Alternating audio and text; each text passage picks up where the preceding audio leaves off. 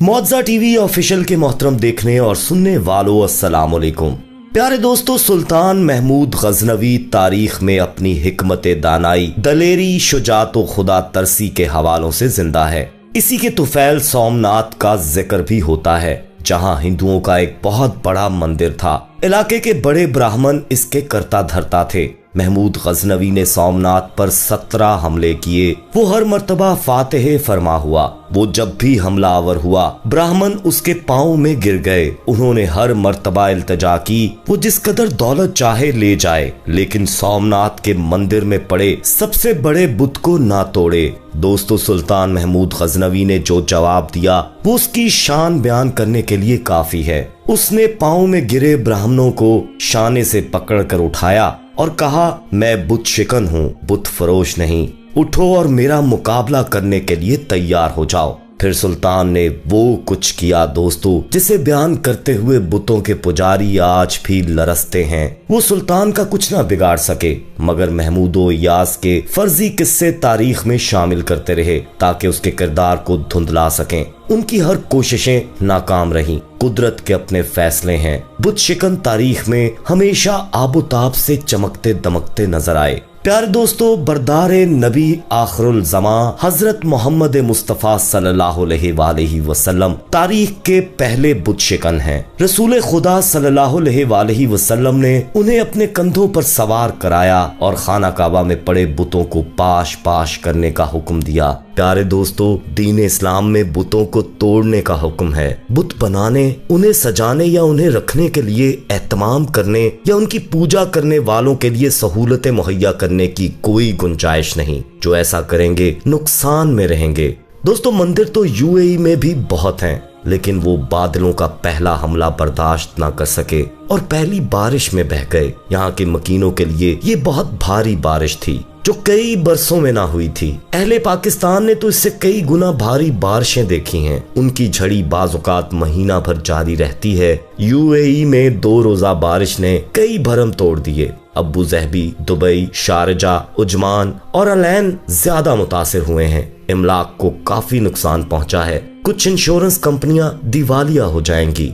दोस्तों, मुतहद्दा अरब इमारात की साहली पट्टी पर वाक़या दुबई, जो पूरी दुनिया के अंदर अपनी बुलंदो बाला इमारतों, अपनी रंगीनियों और एशिया के सबसे बड़े तजारती मरकज के तौर पर जाना जाता है, जहां पर शेखों की अमीरी का ये आलम है कि वो लोग सोने की गाड़ियों में घूमते हैं, जहां पर आईफोन कंपनी हीरो से बने हुए फोन खास तौर पर फरोख्त करने के लिए लाती हैं। और आम तौर पर दोस्तों, दुबई यूएई का सबसे गर्म और खुश्क मौसम रखने वाला शहर माना जाता है कि जहां पर साल में 1 या 2 बार बारिशें किस्मत से ही देखने को मिलती हैं। और बाज़-औक़ात तो कई साल दुबई में बारिशों का नामो निशान भी नहीं मिलता। मगर दोस्तों, आखिर अचानक ऐसा क्या हो गया कि इतना बड़ा तरक्की याफ्ता शहर देखते ही देखते पानी के अंदर डूब गया। बुलंदो बाला इमारतों के बेसमेंट्स पानी से भर गए और सड़कों पर करोड़ों की मालियत की सुपर कार्स यूं ही बिखरी हुई रह गईं। दोस्तों, हालिया दिनों में दुबई समेत मुतहद्दा अरब इमारात और दीगर खलीजी ममालिक के मुतअद्दिद छोटे बड़े शहरों में होने वाली तूफानी बारिश का नतीजा न सिर्फ जानी नुकसान की सूरत में निकला, बल्कि शदीद बारिशों ने निजाम जिंदगी को भी दरहम बरहम कर दिया। दुनिया के दूसरे बड़े मसरूफ तरीन दुबई एयरपोर्ट पर फ्लाइट ऑपरेशन बादस्तूर मुतासिर है, जबकि मुतहद्दा अरब इमारात के हमसाया मुल्क ओमान में बारिशों के बायस होने वाली हलाकतों की तादाद 19 से तजावुज कर चुकी है। महकमा मौसमियात ने आइंदा दिनों में उन इलाकों में मजीद बारिश की पेशगोई की है जो पहले ही बारिश के पानी से ज़ेरे आब हैं। दोस्तों, जुमेरात के रोज मुतहद्दा अरब इमारात में होने वाली बारिश ने गुज़िश्ता 75 साल का रिकॉर्ड तोड़ दिया। याद रहे कि मुतहद्दा अरब इमारात में बारिश का रिकॉर्ड रखने का सिलसिला 75 साल कबल शुरू हुआ था। मुतहद्दा अरब इमारात में इंतहाई कम दुरानिये में होने वाली बेतहाशा बारिश और इसके बाद पैदा होने वाली सूरत हाल से मुतल्लिक सोशल मीडिया पर सार्फिन जहां एक जानिब इसे मौसमियाती तब्दीली और ग्लोबल वार्मिंग का शाखसाना करार दे रहे हैं, वहीं बहुत से सार्फिन ये सवाल करते भी दिखाई दे रहे हैं कि कहीं इस सब के पीछे कुदरत के साथ छेड़छाड़ यानी मसनूई तरीके से बारिश बरसाने की कोशिश या जियो इंजीनियरिंग तो नहीं। ताहम याद रहे दोस्तों कि फिलहाल सरकारी सतह पर मुतहद्दा अरब इमारात में होने वाली हालिया बारिशों में जियो इंजीनियरिंग से मुताल्लिक कोई बात नहीं की गई है। तो दोस्तों क्या फिर ये कुदरती आफत थी या फिर अल्लाह का अजाब कि दुनिया में नंबर 1 कहलाया जाने वाला मुल्क कुदरत के सामने कुछ भी न कर सका। दोस्तों पिछली वीडियोस में भी हम आपको बता चुके हैं कि हाल ही में Indian prime minister Narendra Modi के हाथों एक मंदिर का संगे बुनियाद रखा गया था, जिस पर अरबों रुपए का खर्चा किया गया। ये अरब खित्ते का सबसे बड़ा और मुतहद्दा अरब इमारात की रियासत अबू ज़हबी का पहला मंदिर था, जिसके इफ्तिताह के बाद मुसलमान काफी अफसुर्दा और काफी हैरत ज़दा भी हुए थे। ये वसीओ रेज मंदिर 95 बिलियन डॉलर की लागत से बनाया गया और इसकी तामीर के लिए अबू ज़हबी के हुक्मरान शेख मोहम्मद बिन जैद ने 27 एकड़ जमीन तोहफे के तौर पर दी थी। इस मंदिर की संगे बुनियाद भारतीय वजीर आजम नरेंद्र मोदी ने साल 2017 में रखी थी, जो कि दुबई और अबू ज़हबी को मिलाने वाली मरकजी शाहराह पर वाक़या है। मंदिर की तामीर साल 2018 में शुरू की गई थी, जिसके लिए सुर्ख और गुलाबी पत्थर भारतीय रियासत राजस्थान से और संगे मरमर इटली से खास तौर पर लाया गया था। मंदिर बनने के बाद इसके इफ्तिताह के लिए भी नरेंद्र मोदी हिंदू पंडितों के हमरा खसूसी तौर पर अबू ज़हबी आए और इस मौके पर नरेंद्र मोदी ने फूलों के साथ खसूसी आरती चढ़ाई और गंगा जमुना का पानी यहाँ के पानी में शामिल भी कर दिया। यूं मंदिर के क़याम के गुज़िश्ता चंद सालों में यूएई और भारतीय ताल्लुकात में काफी गर्मजोशी देखने को मिली और जहां एक तरफ भारत के अंदर नरेंद्र मोदी और इसकी सियासी जमात मुसलमानों पर जुल्म के पहाड़ तोड़ रही है, बाबरी मस्जिद और दीगर मसाजिद को गिरवा कर वहां पर हिंदू मंदिर बनाए जा रहे हैं, तो ऐसे में नरेंद्र मोदी जैसे लोगों के साथ दोस्तियां और मुसलमान सरजमीन पर हिंदू मंदिर का क़याम ऐसे लोगों की हौसला अफजाई और मुसलमानों समेत पूरी दुनिया के मुसलमानों की दिल आजारी है। और इसी तरह की इस्लाम मुखालिफ हरकत यकीनी तौर पर अज़ाब इलाही की वजह भी बनती हैं। यही वजह है दोस्तों के अरब में बुत परस्ती का अमल खुलेआम शुरू करवाने के बाद हाल ही में दुबई के अंदर ऐसी बारिश बरसी जो कि किसी ने सोची भी नहीं थी। इस शदीद तूफान के बाद दुबई का मवासलाती और ट्रैफिक का निजाम दरहम बरहम हो गया।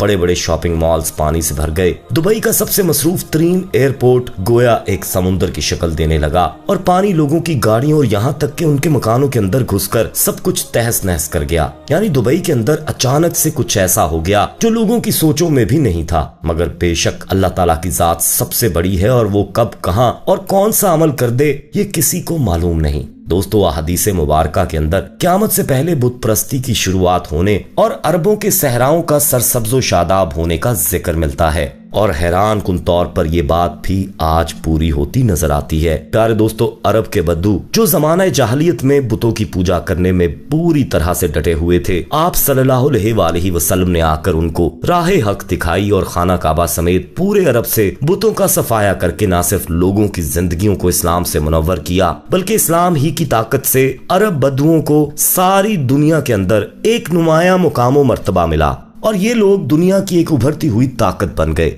मगर अब ये लोग दोबारा उसी जहालियत के दौर की तरफ चल पड़े हैं। न सिर्फ उन लोगों ने अपनी सरजमीनों के अंदर मंदिरों का क़याम बाकायदा तौर पर शुरू कर दिया है, बल्कि अपने दीन को पसे पुश्त डालकर ये लोग जय श्री राम का नारा भी लगाते हैं। और फिर आखिरकार अल्लाह ताला का कहर भी इन पर बरस गया और अल्लाह ने इन पर यूं बारिश बरसाई कि यहाँ के इलाकों और लोगों के साथ साथ मंदिरों में पड़े बुत भी पानी में तैरते हुए नजर आए। ये अल्लाह ताला की पकड़ और इसकी वार्निंग नहीं है तो और क्या है दोस्तों। ये लोग इन बुतों को सरजमीन अरब में वापस ले आए हैं कि जिनको अल्लाह के रसूल सल्लल्लाहु अलैहि वसल्लम ने अपने हाथों से निकाल बाहर किया था। और बेशक अल्लाह ताला ने अरबों के लिए खराबी लिख रखी है जिसका खमियाजा ये लोग जल्द ही भुगतेंगे। इसके अलावा मुतहद्दा अरब इमारात के इसराइल के साथ याराने भी किसी से ढके छुपे नहीं हैं। यही वो मुल्क है दोस्तों कि जिसने 7 अक्टूबर 2023 से लेकर अब तक हजारों टन असला और तेल इसराइल तक भेजा है, और वो भी मासूम बच्चों के कत्ल करने और मुसलमानों की मुश्किलात में इजाफा करने के लिए। जरा सोचिए कि अगर ये मुसलमान ममालिक अपना तेल बंद कर देते तो इसराइल कभी भी ये जंग 3-4 दिन या फिर चंद हफ्तों से ज्यादा नहीं लड़ सकता था। और दोस्तों मुतहद्दा अरब इमारात ने ही सबसे पहले इसराइल को एक अलग रियासत के तौर पर कबूल किया और फिर ये ऐलान किया कि फलस्तीन पर मुजालिम इसराइल का हक है, लिहाजा इसराइल को अपना हक लेने दें। दोस्तों इसी तरह की और बातें दुबई के हुक्मरानों की बेहिस्सी और बेगैरती का जिंदा सबूत हैं, जो यहाँ पर अज़ाब इलाही और कहर इलाही बरसने की एक बड़ी वजह है। दुबई के अंदर याशियों और फहाशों का दौर दौरा भी किसी से ढका छुपा नहीं है। इस मुसलमान सरजमीन पर सरेआम शराब खाने और जुए के अड्डों को आज बाकायदा तौर पर लाइसेंस मिल चुका है। शादी से पहले ताल्लुकात और यहाँ तक के औलाद करने को भी कानूनी दर्जा हासिल है। यहाँ पर हर बुराई और गंदा काम हुकूमत की जेरे सरपरस्ती होता है और आज शायद ही कोई ऐसा गुनाह या कोई ऐसा गंदा काम है जो यहाँ पर ना होता हो। यहाँ के हुक्मरान अपनी इस्लामी रियासत को सेकुलर रियासत बनाने पर तुले हुए हैं और अपनी याशियों में मगन दुनिया भर के मजलूम मुसलमानों और फलस्तीन के लोगों के हक में आवाज उठाने के लिए इनके पास ना तो एक पल का वक्त है और ना ही एक दरहम, क्योंकि इस बात की इजाजत इन लोगों के मगरबी आका नहीं देते, जिनकी पैरवी और गुलामी में इन लोगों ने न सिर्फ अपनी दुनिया बल्कि अपनी आखिरत को भी बर्बाद कर दिया है। बहरहाल दोस्तों, अल्लाह ताला से दुआ है कि वो हमारे हाल पर अपना रहम फरमाए और हम लोगों को इस तरह की आफात और अपने अजाब से अपनी अमान में रखे और हमें तौबा कर लेने की तौफीक अता फरमाए। आमीन या रब्बुल आलमीन। कमेंट में आमीन लिखिएगा और आप इस हवाले से क्या कहेंगे वो भी जरूर बताइएगा और हमारी आवाज बनते हुए इस वीडियो को ज्यादा से ज्यादा लाइक करते हुए दूसरों तक भी पहुंचाइएगा। जाते जाते कंफर्म जरूर कर लीजिएगा कि आपने हमारा चैनल मौजा टीवी ऑफिशियल सब्सक्राइब कर रखा है। नहीं किया तो फौरी सब्सक्राइब कर लीजिए और बेल आइकन को क्लिक कर दीजिए ताकि हमारी मजीद वीडियोस का नोटिफिकेशन बर वक्त आपको मौसूल होता रहे। अपना बहुत ख्याल रखिएगा और उनका भी जिनका कोई ख्याल नहीं रखता। आने वाली वीडियो में दोबारा आपसे मुलाकात होगी, तब तक के लिए अल्लाह निगहबान।